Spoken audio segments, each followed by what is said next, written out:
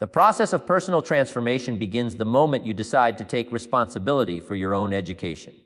Not the education you get from a school, or the lessons taught by someone else's schedule, but the kind that comes from your own hunger to grow. Every single day, you have the opportunity to feed your mind something that stretches it a little further. It doesn't have to be hours of study or heavy books. It just has to be consistent. Because growth doesn't happen in big leaps. It happens in small, deliberate steps repeated daily. Jim Rohn used to say, formal education will make you a living. Self-education will make you a fortune. What he meant wasn't only financial fortune. It was the fortune of a rich mind, a wise spirit, and a fulfilled life. When you commit to educating yourself daily, you are declaring independence from mediocrity. You're saying, I will not rely on the world to teach me what I need to know. That single decision changes your life's direction. Most people stop learning after they leave school, thinking education is something that happens in a classroom. But the truth is, real education begins when you leave the classroom, because now the lessons come from life itself. Every book you open, every idea you explore, every conversation you truly listen to becomes a teacher. The world is full of knowledge, but you have to be the student willing to collect it. And here's something remarkable. Your mind is a garden, and every day you plant seeds. Some consciously, some unconsciously. The words you read, the people you listen to, the thoughts you entertain, all of them take root. Over time, they grow into habits, beliefs, and eventually results. If you plant weeds, negativity, gossip, doubt, that's what you'll harvest. But if you plant wisdom, courage, and discipline, you'll reap confidence, clarity, and success. Educating yourself daily is simply tending to that garden on purpose, instead of letting it grow wild. You see, education isn't just about gathering information, it's about transformation. It's not enough to know more. You have to become more. Each new insight should refine your thinking, sharpen your awareness, and deepen your understanding of yourself and the world around you. That's the real purpose of learning, to evolve. A person who studies every day, even for 15 minutes, is not the same person a year later. Their thoughts are richer, their vision is clearer, and their words carry more weight. But the key is daily consistency. You can't educate yourself once in a while and expect to see lasting results. Imagine eating healthy only on Mondays. You wouldn't get fit that way. Growth follows the same law. Consistency compounds. The more days you commit to learning, the stronger your mental muscles become. Read a few pages, listen to a mentor, reflect on your day, ask questions, challenge your assumptions. Every small act of learning adds up. The difference between the person who reads for 10 minutes every day and the one who doesn't might seem small in a week, but over 5 years, it's a universe apart. There's also a deeper psychological layer to this. Educating yourself daily strengthens your sense of control. It builds internal confidence, the kind that doesn't depend on validation or approval. When you know you are growing, you no longer feel stuck. You start to see opportunities instead of obstacles. You stop waiting for luck to change because you realize knowledge gives you the tools to create your own luck. That's what Jim Rohn called the magic of self-improvement. Once you start, you can't help but keep going because learning becomes addictive. It fuels purpose. And let's not forget the spiritual side of it. When you educate yourself, you are honoring the incredible potential of the human mind. You are saying, I am not finished. There's humility in that, a recognition that no matter how much you know, there's always more to learn. That humility keeps you grounded, but it also keeps you growing. It connects you to something greater than success. It connects you to meaning. So, every day, ask yourself, what did I learn today that made me wiser than yesterday? What new thought expanded my vision? What truth reminded me of who I can become? Those small questions build a life of immense value. And if you do this, if you educate yourself daily, you'll look back one day and realize something profound. You didn't just gather knowledge, you built a new identity. You became someone who thinks deeper, speaks wiser, and lives stronger. That is the ultimate return on investment. So start today, not tomorrow, not next week. Today, read something, reflect on something, learn something. Feed your mind deliberately, because the mind you build determines the life you live. If you educate yourself daily, you'll never outgrow your potential. You'll only expand it. Every great mind has one thing in common, the discipline of reading and reflection. It's not just about consuming information. It's about digesting it, questioning it, and allowing it to shape your perspective. When Jim Rohn said, miss a meal if you have to, but don't miss your reading, he wasn't exaggerating. He understood that reading is nourishment for the mind. The books you choose, the lessons you absorb, and the ideas you revisit daily form the foundation of your growth. Reading expands your vocabulary of thought. It introduces you to new ways of seeing, new interpretations of truth, and new philosophies of living. Every time you read, you are having a private conversation with some of the greatest thinkers who ever lived. Their words reach across decades and centuries to meet you where you are, offering you shortcuts to wisdom they spent lifetimes discovering. That's the beauty of reading. You don't have to experience everything yourself. You can learn through the eyes and experiences of others. You can sit at the feet of Aristotle or Emerson or Rohn himself without leaving your chair. But reading alone isn't enough. Reflection is where knowledge turns into wisdom. It's where information settles and finds meaning within you. The mind needs time to process what it has consumed, to test ideas against reality, and to ask, how does this apply to my life? Without reflection, reading becomes entertainment rather than education. Many people read to escape their life, few read to understand it. The key is not how many pages you finish, it's how deeply you engage with them. Let me put it this way, reading fills the cup, reflection stirs it. If you just read, your cup might be full, but stagnant. Reflection is what gives that knowledge energy, direction, and purpose. It's what helps you draw connections between ideas and situations, between theory and experience. When you think about what you read, when you let it marinate, you begin to internalize it. You move from learning something to becoming something. That's why journaling, meditation, or even quiet walks can be powerful tools. They create space for reflection. When you read a powerful idea, write it down. Don't just highlight it, translate it into your own words. Ask yourself, what does this mean for me? How can I apply this in my relationships, my work, my discipline? That single act of reflection turns a page of text into a step of transformation. Reinvesting in knowledge means coming back to what you've learned, revisiting the same lessons with a new level of awareness. Jim Rohn used to emphasize repetition. Repetition is the mother of skill. You don't master wisdom by hearing it once. You master it by returning to it until it becomes part of your nature. Every great book is worth reading more than once, because you are not the same person when you read it again. You bring new experiences, new maturity, and new questions. The same paragraph that meant little last year might move you deeply today. That's the miracle of lifelong study. It grows with you. The other part of reinvesting in knowledge is sharing it. When you talk about what you've learned, when you teach or discuss it, you reinforce it within yourself.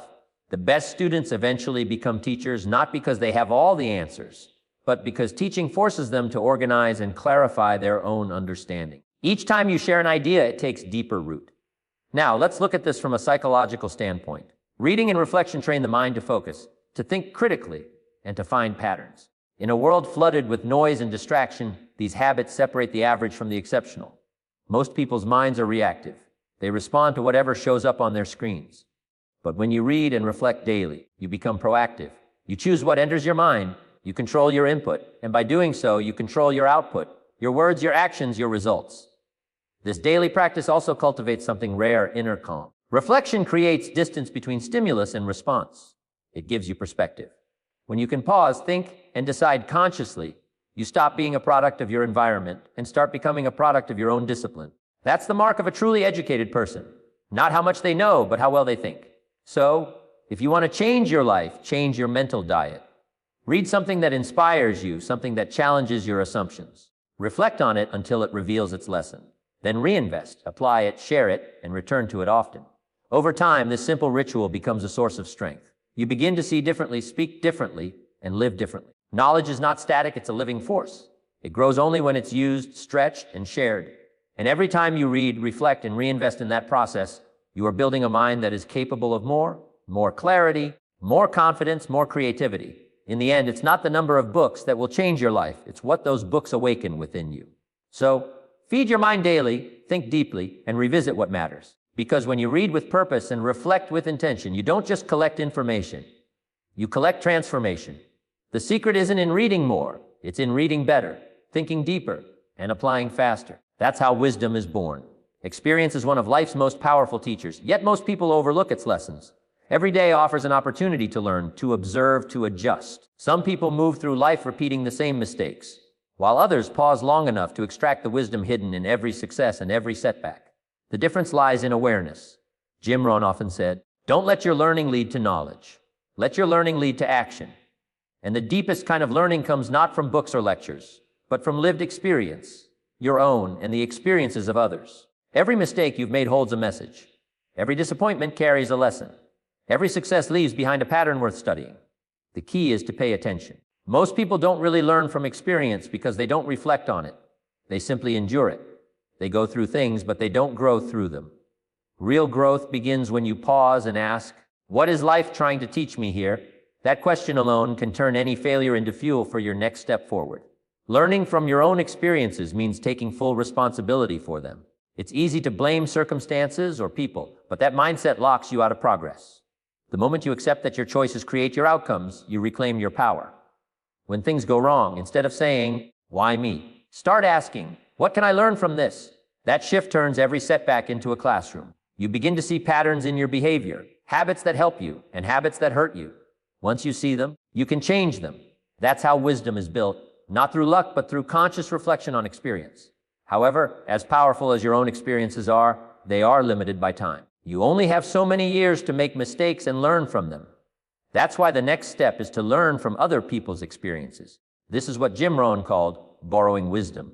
You can accelerate your growth by observing the paths others have taken, their triumphs, their failures, their methods. Listen carefully to people who've walked the road ahead of you.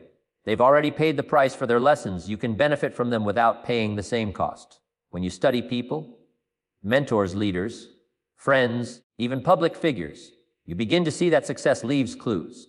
There's a pattern to achievement and a pattern to failure. If you pay attention, you can trace these patterns and adjust your own path accordingly. For instance, you'll notice that people who achieve lasting success usually share certain habits: discipline, humility, persistence, gratitude. Those who struggle often repeat behaviors like procrastination, blame, or inconsistency. When you observe those patterns, you're no longer just a participant in life. You become a student of it. The best learners are always watching, always listening, always asking why. They don't just react to life, they analyze it. When something works, they note it. When something fails, they study it. And because of that, they grow faster than those who are simply drifting. The world becomes their classroom, and everyone becomes a potential teacher. There's a kind of humility required for this.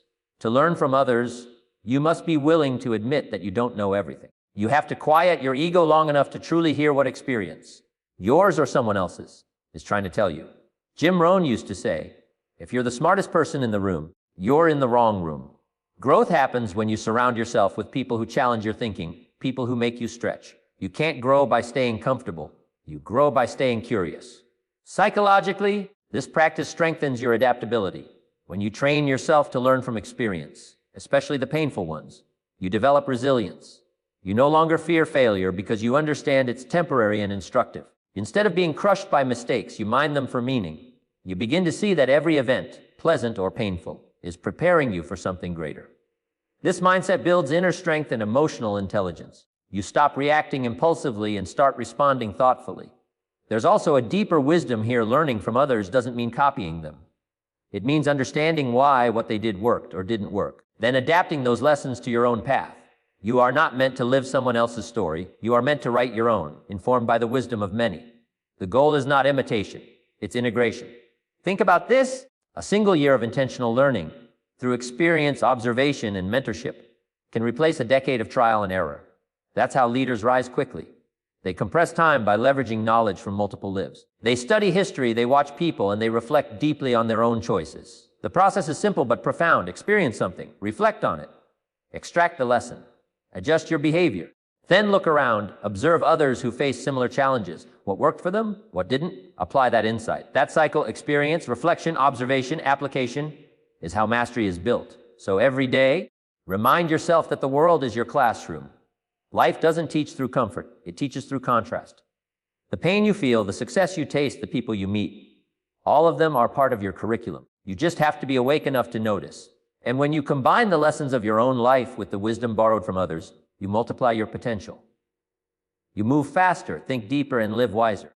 The greatest students of life are those who learn twice, once from their own experience, and once from everyone else's. That's how you turn a lifetime into a legacy. You can tell a lot about a person's future by looking at the people they spend the most time with. Human beings are profoundly shaped by their environment, especially the environment of minds and attitudes that surround them. Jim Rohn put it perfectly. You are the average of the 5 people you spend the most time with. That's not just a catchy quote. It's a psychological truth. The energy, habits, and thinking of those around you seep into your own without you even realizing it. If you want to grow, you must surround yourself not only with friends, but with teachers. People who inspire you to raise your standards, think bigger, and live wiser. Most people make the mistake of choosing comfort over challenge. They spend time with those who validate their current level instead of those who stretch it. But growth never happens in comfort. If you're always the most motivated, the most driven, or the most informed person in your circle, then your environment is not serving you. It's sedating you. You need people who pull you forward, who remind you that you can be more, who make you a little uncomfortable because they expect more from you than you expect from yourself. That's what mentors, teachers, and growth-oriented friends do. They expand your awareness. They ask questions that force you to think. They share insights that expose your blind spots. They model discipline, courage, and consistency. Being around such people doesn't just inspire you, it calibrates you. You start to mirror their mindset, their language, and eventually, their results. It's one of the most powerful forces of human psychology, social alignment. We naturally adapt to the emotional and intellectual tone of our environment. Now, this doesn't mean you must abandon your old friends or isolate yourself. It means you have to be intentional about influence. Jim Rohn used to say, some people you can spend 3 minutes with, some 3 hours, and some 3 days. Just don't spend 3 years with the wrong ones. You need to know who adds to your growth and who drains it. There are people who feed your dreams and others who feed your doubts. Choose wisely, because every conversation either builds you or weakens you. Surrounding yourself with teachers doesn't always mean formal mentorship. Teachers come in many forms. They might be people you've never met, authors, thinkers, speakers. They might be colleagues whose work ethic you admire, or friends whose integrity you respect. The key is to stay open and curious enough to learn from everyone. The moment you decide that everyone has something to teach you, your world becomes an endless classroom. When you start seeking growth-oriented company, something beautiful happens. You begin to think in terms of possibilities rather than problems. You start catching yourself when you slip into negativity because your environment won't tolerate it. You hear better language, better reasoning, better energy. And over time, you internalize it. That's the power of association. It rewires your mental script without you noticing. Psychologically, this is because of mirror neurons, a part of your brain that imitates behaviors and emotions from those around you. You become what you observe. That's why being around disciplined people makes you more disciplined. Being around optimistic people makes you more hopeful. Being around creative thinkers awakens creativity within you. This is why Jim Rohn's wisdom rings so true. Who you spend time with literally programs your brain. However, surrounding yourself with teachers also requires humility. You can't learn from someone you're trying to impress. You can't receive wisdom if your ego is louder than your curiosity. True growth begins when you approach others with respect and openness, when you listen more than you speak. Every person who's ahead of you in some area, whether it's career, character, or mindset, represents a possible version of yourself. And when you learn from them, you fast forward your evolution. There's another layer to this idea. Mentorship isn't always formal, but it is always intentional. You must seek it. Don't wait for great people to find you, find them. Attend seminars, join communities, follow thinkers, engage in conversations that challenge you. When you invest time in such environments, you begin to realize that wisdom is contagious. It spreads through exposure. You don't even have to agree with everything your mentors say. You just have to engage with their thinking deeply enough to sharpen your own. And here's the truth, sometimes your teachers won't be people you like. They may even be critics or competitors. But if you're wise, you'll learn from them too. Adversity, opposition, and differing opinions can teach you more about yourself than comfort ever could. The key is to remain teachable. The greatest students of life can learn from both the sage and the skeptic, the master and the mistake. Surrounding yourself with teachers also means becoming one yourself. When you grow, you naturally begin to share. You lift others just as you were lifted. This creates a cycle of mentorship that never ends, a network of growth where everyone is both a student and a guide. That's how strong communities are built, and that's how your influence multiplies. So, take inventory of your environment. Ask yourself, who are the 5 people influencing my thoughts, my mood, my standards? Are they helping me rise, or are they keeping me still? If the answer makes you uncomfortable, good, that's where change begins. Seek people who make you think bigger, act better, and believe stronger. Because when you walk with the wise, you become wise. And remember, your environment is not just a reflection of your current self. It's a preview of your future self. Choose your company with care. If you want to elevate your life, elevate your circle, because no one grows alone. Knowledge is only potential power. It becomes real power the moment you act on it. You can read all the books, attend all the seminars, and listen to all the motivational talks in the world. But if you never apply what you learn, nothing changes. Jim Rohn said it best. Don't let your learning lead to knowledge. Let your learning lead to action. The purpose of education is not accumulation, it's transformation. The world is full of people who know what to do, but never do what they know. And that's the gap that separates success from stagnation. Every time you learn something new, life quietly asks you a question. What will you do with this? The moment you act on an idea, it takes root in your character. But if you don't, it fades away. Information without action evaporates, it never becomes wisdom. You've probably experienced this before. You read a powerful book, you feel inspired for a few days, and then it disappears into memory because nothing was applied. It's not the lack of knowledge that holds people back, it's the lack of implementation. The truth is, execution is the highest form of intelligence. Acting on what you know requires courage, discipline, and faith. It's easy to hide behind the comfort of preparation, to say, I'll start when I'm ready, or I need to learn more first. But the perfect time never comes. Growth doesn't wait for readiness, it demands boldness. The real learning begins when you put theory into motion. Experience clarifies what study can only suggest. Think about it like this: learning is like gathering wood, but action is what lights the fire. Without the spark of application, your potential energy remains unused. You can't think your way into mastery. You have to do your way into mastery. The act of doing refines your understanding. You start seeing what works, what doesn't, and why. Each step forward teaches you more than 10 steps of reading ever could. Jim Rohn often spoke about the law of use. Whatever good things we build end up building us. When you apply what you know, whether it's a new habit, a principle, or a philosophy, you're not just changing your circumstances, you're shaping your identity. Every small act of application strengthens your self-trust. It tells your subconscious, when I learn, I act. That creates momentum. Suddenly, learning becomes exciting again because it's connected to visible progress. But this principle goes deeper. Applying what you learn is also a test of integrity. It reveals whether you truly believe in the things you say you value. It's one thing to nod along with wisdom. It's another to live it out when it's inconvenient. Anyone can talk about discipline, but few can wake up early and practice it. Anyone can praise persistence, but few can keep going after the fifth failure. The difference lies in action. As Jim said, what you practice daily determines who you become permanently. Psychologically, action transforms information into identity. Each time you take action, you strengthen neural pathways in your brain. What begins as effort eventually becomes instinct. The behavior rewires you. That's how you shift from motivation to mastery, from thinking about something to becoming it. The person who acts consistently, even imperfectly, always surpasses the one who only plans perfectly but never starts. And action doesn't have to be dramatic. Small, consistent implementation builds the same result, often with more stability. Read about leadership, lead one small project. Learn about gratitude, express it today to one person. Study financial principles, apply one rule this week. Knowledge compounds only through use, not through possession. The smallest step carries more value than the grandest intention. There's another truth hidden here: action generates clarity. Most people wait for clarity before acting, but clarity actually comes from action. When you move, you learn. When you experiment, you see. Every attempt reveals something new. The great thinkers, inventors, and leaders of history weren't just deep thinkers, they were doers. They tested, failed, refined, and tried again. Their wisdom was born from motion. It's also important to recognize that application requires humility. Acting on what you've learned often means confronting your own imperfection. You won't get it right every time, and that's the point. Failure is feedback. Every mistake gives you data. Every setback refines your approach. You can't grow while trying to be flawless. You grow by being courageous enough to begin. The most successful people aren't those who always get it right. They're those who always do something with what they learn. And remember, applied knowledge creates influence. When people see that you live what you speak, that you embody the principles you talk about, your credibility expands. You don't just teach, you demonstrate. Others begin to trust your example because it's backed by evidence.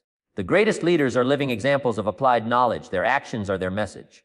So, as you educate yourself daily, don't just gather lessons, activate them. If you read about discipline, practice it today. If you study communication, use it in your next conversation. If you learn a new idea, test it in the real world. Because knowledge alone makes you informed, but knowledge applied makes you transformed. At the end of the day, wisdom is not what you know, it's what you live. Every decision, every action, every attempt is a declaration of belief. You are shaping your destiny one application at a time. Don't just learn, live what you learn. Because knowledge in use dies in the mind, but knowledge applied lives forever in your results. Curiosity is the heartbeat of lifelong learning. It's the quiet whisper inside you that says, there's more to know. The moment you believe you've learned enough, you stop growing. Jim Rohn used to remind his audiences, the day you stop learning is the day you stop living.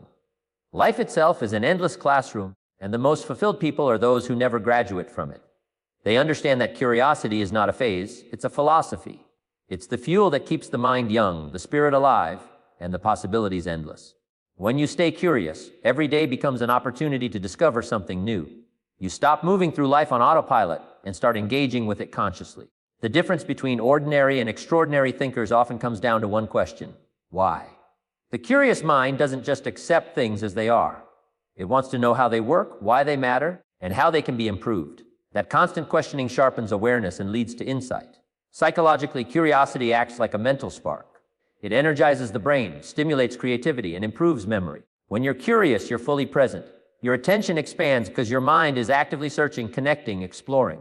And when that happens, learning stops being a chore and becomes a joy.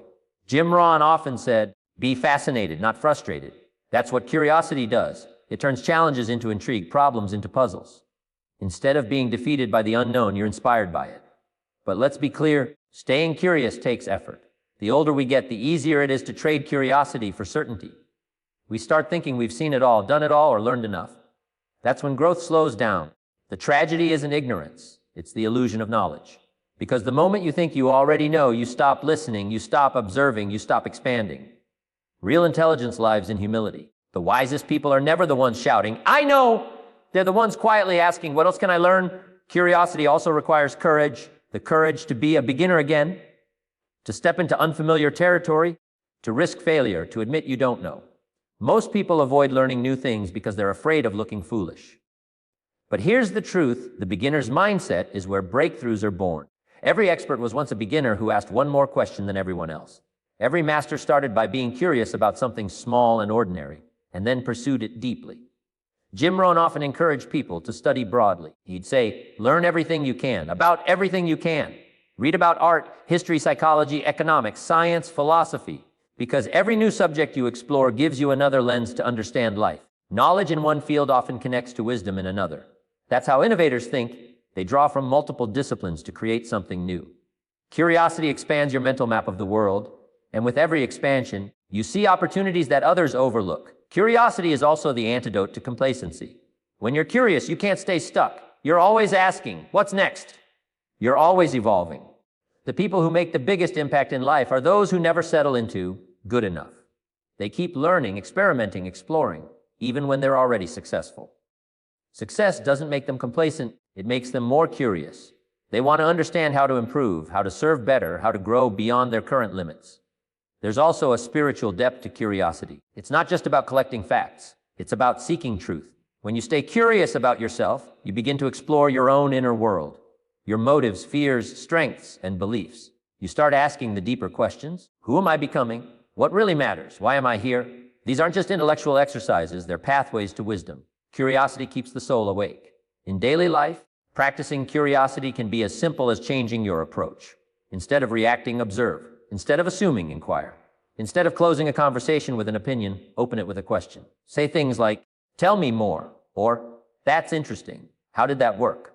The more you ask, the more you learn, and the richer your relationships and understanding become. Curiosity creates connection. It builds empathy because you begin to see the world through other people's eyes.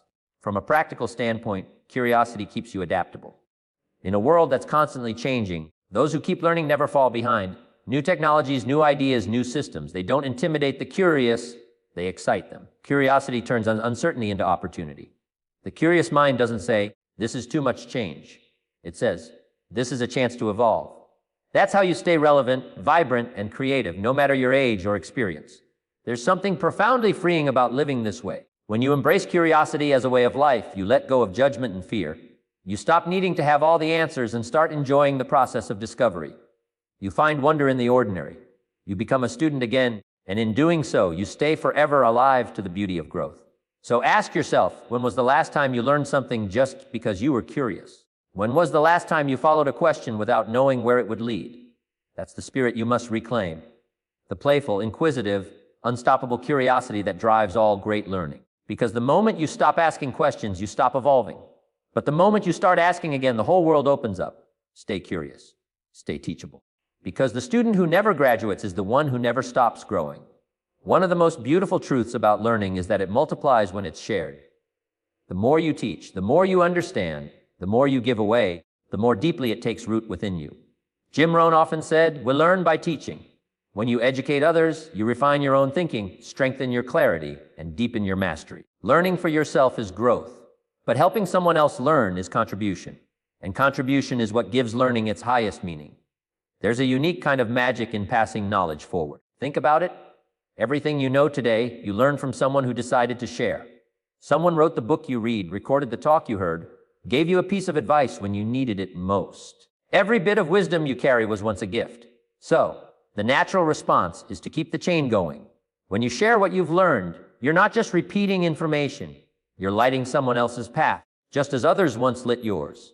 Teaching doesn't have to be formal. It's not limited to classrooms or stages.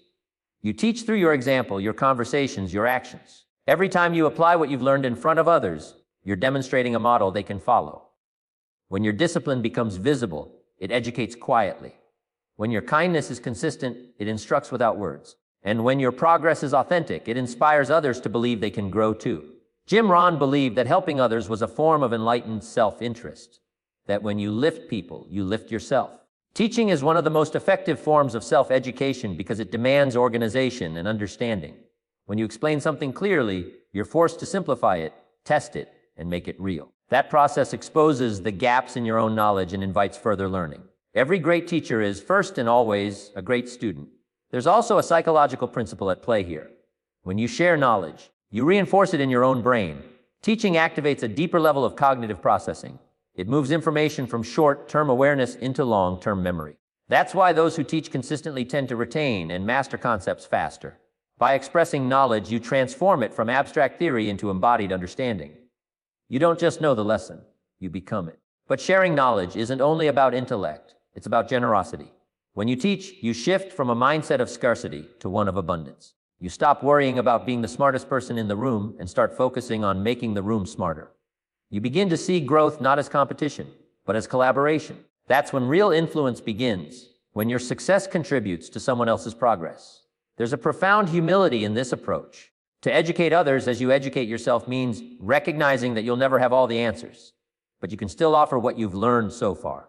You can share your insights, your lessons, even your mistakes. Sometimes your failures will teach others more than your successes ever could. People connect to authenticity, not perfection. When you share your journey honestly, you give others permission to learn, stumble, and rise too. And here's the deeper truth: the world doesn't just need more information. It needs more wisdom put into practice. When you teach what you've learned, you turn personal growth into social value. You transform knowledge from something private into something that uplifts communities. One thoughtful conversation can change a person's direction. One shared idea can shift a mindset. One act of mentorship can echo through generations. That's how leaders are born, not from holding knowledge, but from giving it away. Jim Rohn taught that success without sharing is incomplete. True wealth of knowledge, character, or achievement should circulate. It's like water. If it doesn't flow, it stagnates. The same principle applies to learning. If you keep everything you know locked within, it eventually loses vitality. But when you share it, it stays alive, fresh, and expanding. Each time you pass on what you've learned, you renew your own understanding. Teaching also transforms your sense of purpose. It shifts your focus from, how can I improve my life, to, how can I help improve the lives of others? That's a powerful transition.